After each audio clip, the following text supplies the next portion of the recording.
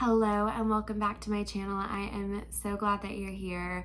I am doing another sit down video today, but before I get into it, I do want to give a trigger warning that I am going to be talking about my journey with mental health, and that includes conversations around depression, anxiety, eating disorders, and suicide. So if that is something that feels a little bit too heavy for you, or maybe just hits too close to home and you don't want to be part of this conversation, I completely understand, and it is totally okay for you to exit out of this video right now.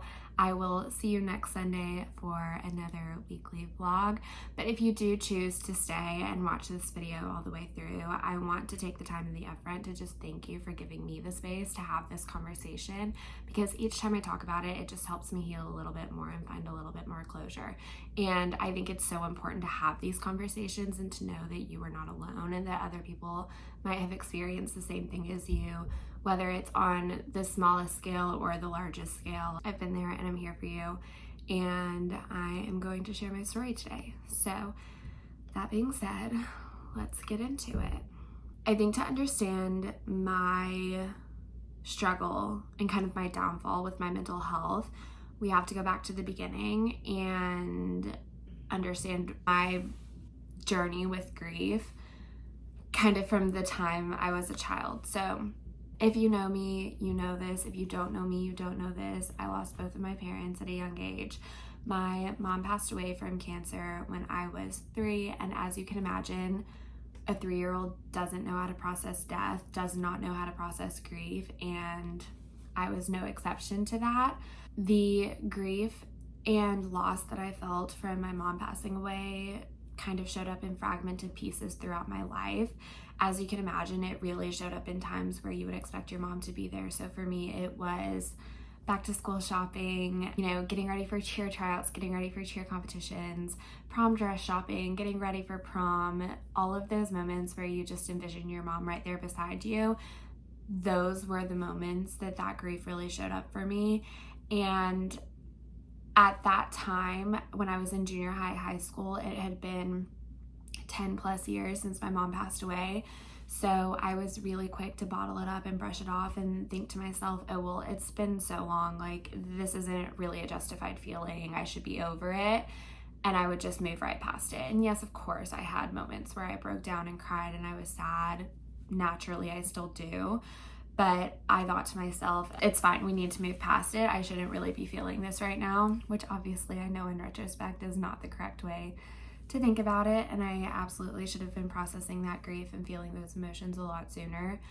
But I think it's really important to understand that such a significant loss in my life, I never really processed or took the time to heal from. And that leads me into kind of the catalyst of what really started my journey with mental health and processing those emotions and everything that encompasses. My dad passed away when I was 18, and my dad never remarried. He raised me as a single parent from the time my mom died when I was 3, obviously, until he passed when I was 18. And he also had a lot of health issues. So being a single parent was definitely a challenge. Literally a month to the day after my mom passed away, my dad had his leg amputated from a freak accident with a rose bush thorn that infected his leg. And he also just had a lot of issues with his heart. He was diabetic. There were just a lot of health challenges that came with that. But he did everything in his power to make sure that I had a normal life and was cared for and loved. And he was truly my best friend. His passing wasn't necessarily a surprise. I think that we all kind of knew that his time was coming to an end. I just don't think we expected it to happen when it happened.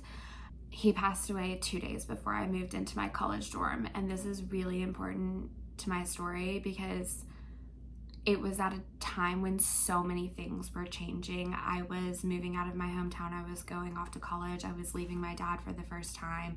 I was obviously worried about my dad's health and how he was going to do without me there. And yeah, 2 days before I moved into my dorm on August 22nd, he passed from heart failure. I kind of entered the mindset of the only way out is through, and I numbed myself to the pain and I continued on with life not as normal, but as normal as possible. So I took the 2 days immediately following my dad's death and took care of everything that I needed to take care of. And then I went off to college. As you can imagine, everybody around me was questioning my decisions. They were asking me if I was still going to college, if I was going to take some time off, if I was still planning to rush a sorority. It was something that I had talked about for so many months leading up to college about how excited I was to rush. And they wanted to know if I was still planning to do that, if I was keeping the same course load. All of those questions were obviously floating around. And of course, as you can imagine, everyone had an opinion about what I should do. But like I said, I had numbed all of my emotions and I decided that I was going to continue on business as usual. So I moved into my dorm on August 24th, and a week later, I went through a sorority recruitment and I threw myself into everything. I was at every Greek life event, every football game. I had a job, and I was just throwing myself into anything I could to distract myself from the pain of losing my dad. And what I didn't realize was happening internally was I was learning how to process grief for the first time, and all of the trauma and emotions of losing my mom kind of mingled with the emotions and trauma of losing my dad. And I felt the loss of both of my parents at the same time, and it hit me like a freaking tidal wave. It just completely took me out from the inside, but I didn't realize because I was so numb to everything. There were some other situations going on in my life at the same time, that kind of resulted as a fallout from my dad passing away, with people in my life who didn't necessarily have the most, productive intentions for me.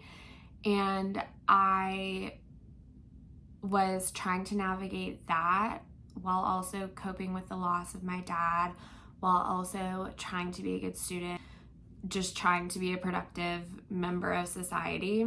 And it was a lot, needless to say.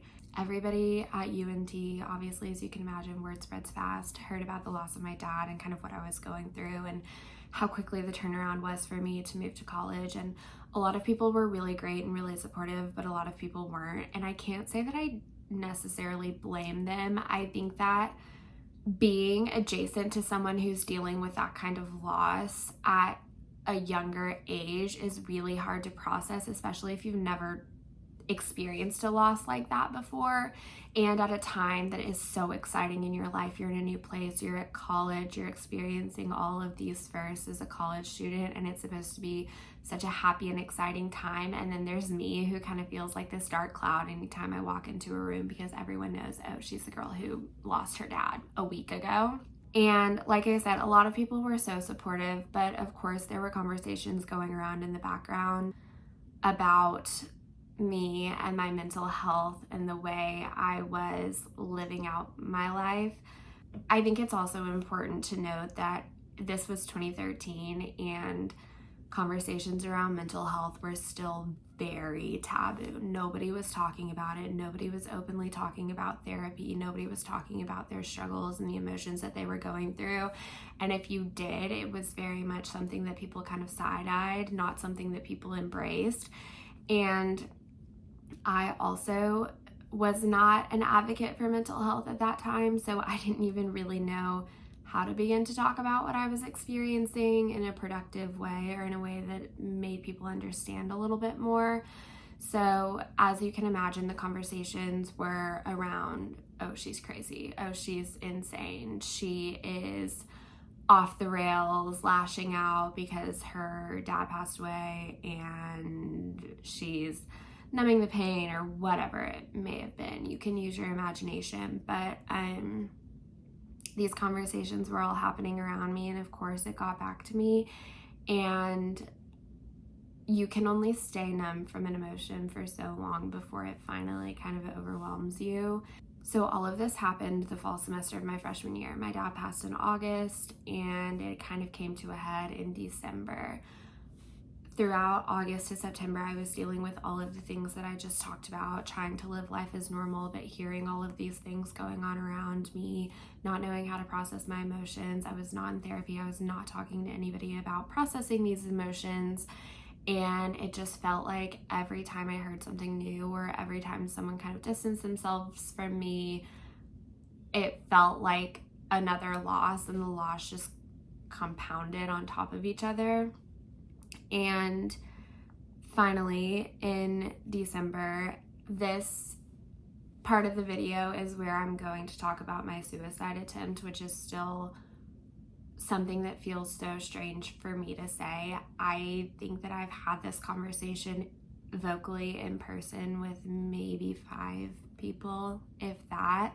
That said, if you want to skip this part of the video, again, I completely understand. I'm going to talk about my feelings leading up to it, and then I'm going to talk about the aftermath. I'm not going to talk about that day or the details or the specifics. I don't think it's important for you to know what happened that day. I do think it's important for you to understand how I was feeling before and after, and then kind of what came to be after.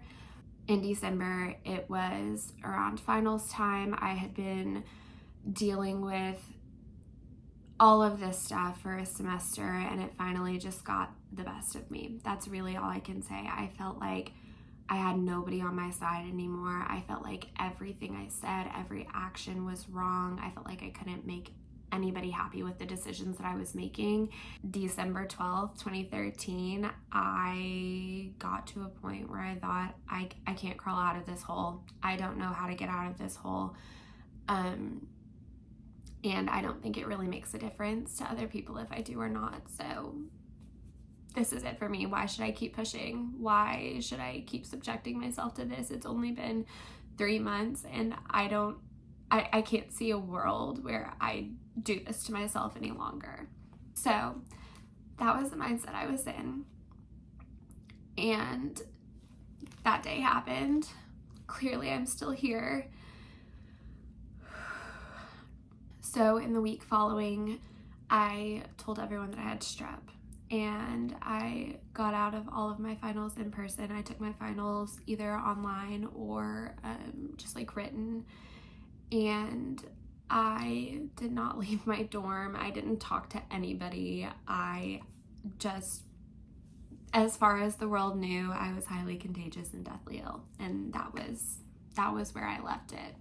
During that time, I don't think I stopped crying for 7 days straight. I was just feeling every emotion that I had bottled up and brushed off for 18 years of my life. The loss of my mom, the loss of my dad, just the way that I felt like I really didn't have anybody left. And it was so cathartic to just feel all of those emotions and let that wave just fully crash over me and kind of cleanse me of everything that I had been holding inside. During that time, I also had a lot of real conversations with myself about this idea of death and how I was approaching it as something that was so casual, I guess. And in that moment, I knew I had a decision to make. I could either choose to let these emotions overwhelm me and consume me, and that was going to be it. And I would not be here today if I made that choice. Or I could choose to find a path forward, process the emotions, talk to people, have the conversations I needed to have, and try to come out on the other side. That's the path I picked. I decided that I was going to keep pushing and see if we can make something out of nothing and turn around the way that I was feeling about myself and about my circumstances and everything that was going on around me. So that holiday break, I kind of pushed everything that had happened to the back of my mind and thought, okay, clean slate, we're going to start new. What happened, let's reset. And that's where my struggle with depression really kind of took hold.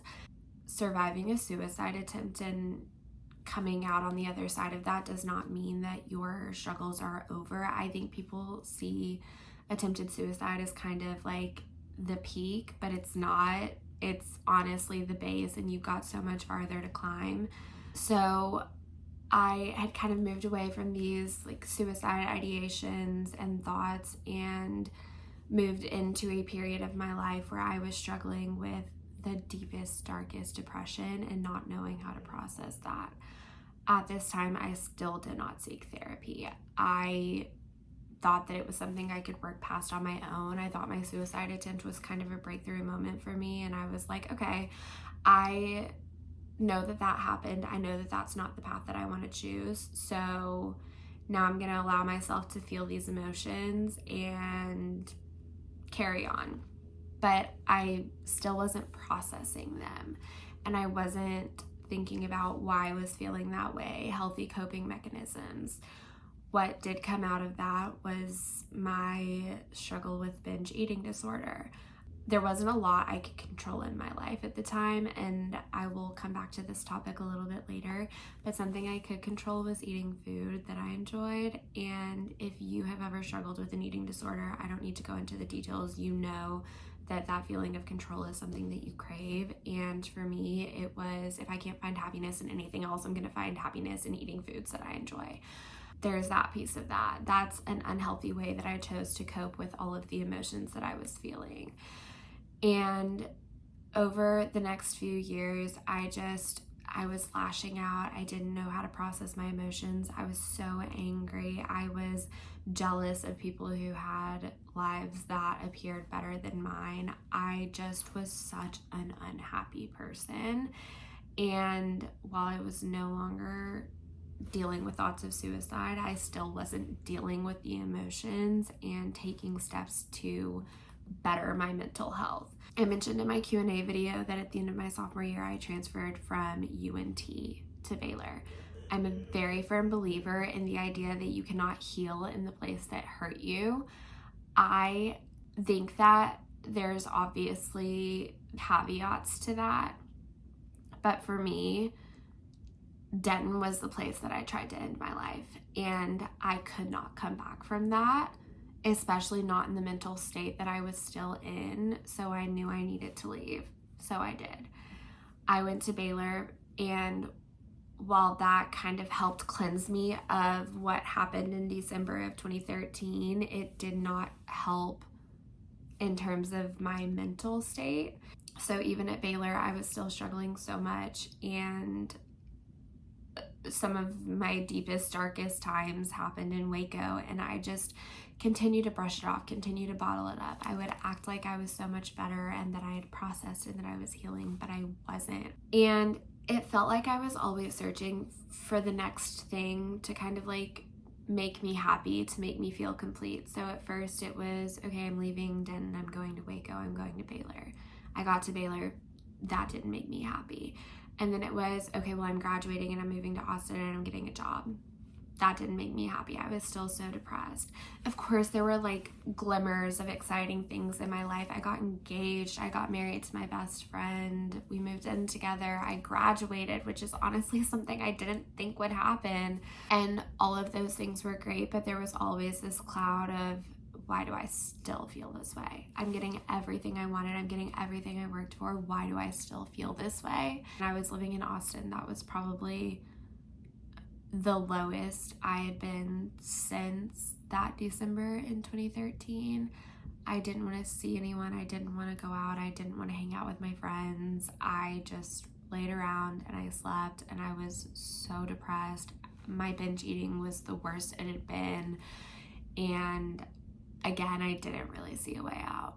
It was in those years in Austin when Michael and I made the decision to move to New York. And again, at the time, I kind of wondered, as much as New York had always been a dream of mine, I wondered if I was running away again and if I was using that as an excuse. I thought maybe when I get to New York, I'll be happy again. And we made the decision to move to New York, and we got here and COVID hit. 2 weeks after we moved here, and the world shut down, and it was such a dark time for the entire world, and it just amplified the emotions that I was feeling for so long. There came a day where at this point in time, therapy and conversations around mental health had become so important and so at the forefront of everything because of COVID, and everybody needed a coping mechanism, and it just had become so much more normal. And the best decision that I ever made was finding a therapist. And in our first conversation, we did like a phone screening to make sure we were compatible. In our first conversation, I knew that she was the person that was going to change everything for me. So I started seeing her in the fall of 2020, and almost immediately diagnosed me with OCD. I have spoken already about my struggles with binge eating disorder, and she specializes in eating disorder therapy, and she was so quick to call out, that's something you can control, which at a baseline level I knew why I was doing it. I knew it was a control thing for me, but I didn't know that there was a clinical diagnosis and that there was something in my brain chemistry that made that thought process make sense. At this time, I had also been struggling a lot with other forms of OCD, and I think that there are a lot of misconceptions about OCD, and that for me, I was really struggling with checking, for example, like getting up every night to make sure the oven was off or the door was locked, and these ideas that if I did something or didn't do something, something bad was going to happen. So that's piece one. I got diagnosed with OCD and I got put on medication for it, and that helped so much. Separately from my OCD diagnosis, I started having a lot of conversations about losing my mom, losing my dad, not processing those emotions and how to begin to process them so many years later. And I just learned so many healthy coping mechanisms, and I learned to control my binge eating disorder and kind of redirect that portion of control in my life into other areas of my life. But it took at least three years of work before I finally got to the place I am now, where I feel like I am truly on the other side of healing and I have processed that trauma. There are no longer days where I think the world would be better without me, or I don't really want to do this anymore, I don't want to be here anymore. I'm so thankful for my life, and I'm so thankful for everything that I've been through, and I fully believe that I am the person I am today because of all of that. I just learned so much in therapy about how to communicate my emotions and process my emotions, and I think one of the most important things I learned is that it's okay to be sad, and it's okay to break down, and it's okay to have a day where I don't get out of my bed because it's my dad's birthday or my mom's birthday or the anniversary of one of their deaths, and I just want to be sad, and I'm allowed to do that, and I'm allowed to feel those emotions, and it doesn't mean that I'm not strong. It's actually the opposite. It means that I'm allowing myself to feel the loss and the hurt. And I'm so proud to say that today I am in such a good place in my life. I'm happier than I've ever been. I'm healthier than I've ever been. I finally feel like I have my binge eating under control. I'm not using that as a method to kind of like reprogram my emotions anymore. I allow myself to be sad about my parents. I know if a birthday is coming up, the day before, the day after, the day of, I can process those emotions however I need to. If it is eating my favorite meal, it's eating my favorite meal. Giving myself permission to feel that way has been just so instrumental into my healing overall. And that's not to say I don't still have hard days. I absolutely do. And there are little pockets here and there where I think to myself, oh, am I reverting back to the days when I felt hopeless and my depression was all consuming and I didn't see a way out? And fortunately, I've gotten to a place where I am able to feel my feelings and process my emotions without going back to that dark place. I think another big unlock for me in my mental health journey was getting past the level of shame that I felt for everything that I had gone through. Before I had started therapy, I was really ashamed of not only my suicide attempt, but also just my depression in general. I didn't want to be seen as the weak girl. I wanted people to think that I was strong and that I was doing well despite my circumstances, and that's why I didn't really talk about it. There's also a certain level of shame that comes with being the girl who lost her parents, and I found more often than not that when I was talking about my parents no longer being alive. People had kind of like visceral reactions to that. It made them uncomfortable, and I get it. I do. Like, it's not a fun conversation to have, but so often what I came back to was, if my friends are talking about good memories with their mom or their dad or trips that they took, why do I have to sit there and be silent just because my parents aren't alive anymore? And if I say something about my parents, then it's going to make them uncomfortable because they know that there's that underlying feeling of loss. And that's something that I talked to my therapist a lot about, and she made me feel so much better about the fact that it's not my responsibility to keep other people from feeling uncomfortable about things that have happened to me in my life. I have tried to reposition conversations around my parents to focus on happy memories, just like my friends talk about memories with their parents. I used to feel like, oh, well, this person's talking about how they're going on vacation with their parents, but mine are dead, so I don't get to do that anymore. And now it's like, oh my gosh, I used to go on the best vacations with my dad. We used to go on the best road trips to Utah and Arizona, and those are some of my favorite memories with him. Or when someone's talking about getting family pictures made for holiday cards, I think about how my mom was obsessed with taking me to Sears or JCPenney to get my pictures made when I was younger. And I choose to focus on the positives of the memories that I have with my parents instead of the negative of no longer being able to make those memories with them. And I've repositioned the conversation that I have with my friends when we're in settings like that to focus on the positives rather than what I'm missing out on. And I hope that helps make them feel a little bit more comfortable. But even if it doesn't, again, it's not my responsibility to hide a piece of my life because of circumstances that I had no control over. I have just as much of a right to talk about my parents as any of my friends or the people around me. And we need to continue to create space for people who are in positions like me to share those memories and feel like they have a spot at the table when those conversations come up. It just helps so much with the healing process to be able to look back on those memories in a positive way and not have a negative connotation tied to it. I also have found a lot of power in talking about my journey with mental health overall and my suicide attempt in the last few years as conversations around mental health become more prevalent. I think that it's important to know that someone else has been there and someone else has made it through and is on the other side. There is such a community aspect of mental health to just know that you are not alone. I think the biggest piece of it and what people struggle with the most is feeling like they're so alone in the world, regardless of the circumstances that led them there, but you are absolutely not. I've had conversations with people, or people have told me, you know, like, you talking about this has made me feel better because that's something that I experienced, but I didn't know that it was common. And I also think it's important to recognize that it is terrible that this is so common, and the more that we have conversations about it and the more that we talk about